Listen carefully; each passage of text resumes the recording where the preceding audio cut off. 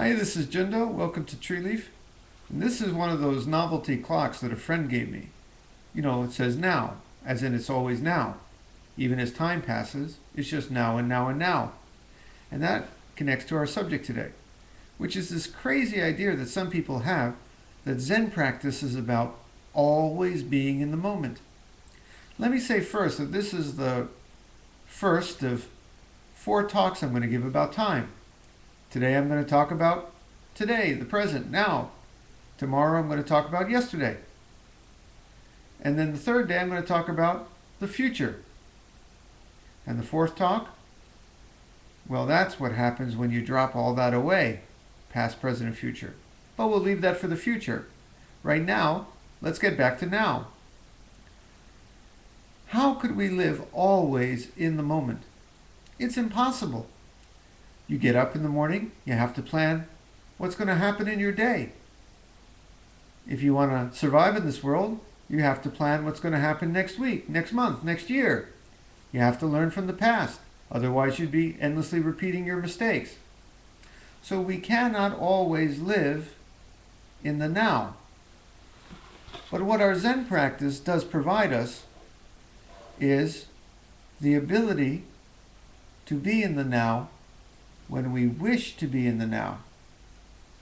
And that is a lovely skill. Sitting on the zafu during zazen is, for us, a perfect act in that moment. In that moment, there is no other place to be, no other thing to do, not one thing to add, not one thing to take away. There is no past, there is no future, there is just being right there. That is how we sit zazen. But when we wish, we can take that into other areas of our life. For example, I was sitting in the playground today with my son Leon, and the thought came into my mind, oh, he's getting older. I wish he wouldn't do that. And then other thoughts came in my mind about business and about problems in the world that started to take me away from that moment. And I decided that no, I just wanted to be in the moment with my son on that playground. So in that instant, I also dropped thoughts of the future, thoughts of other things in the world or in my life, and I was just there with him. It was also a perfect instant because, again, I dropped all thought that there was anything to add, anything to take away. And when I did that, it was complete. It was a perfect moment, and I was right there. It was wonderful. But at other times,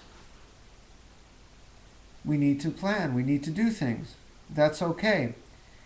You know, even the Buddha planned what he was going to do the next day. Otherwise, he would have stayed under that Bodhi tree and never gotten up.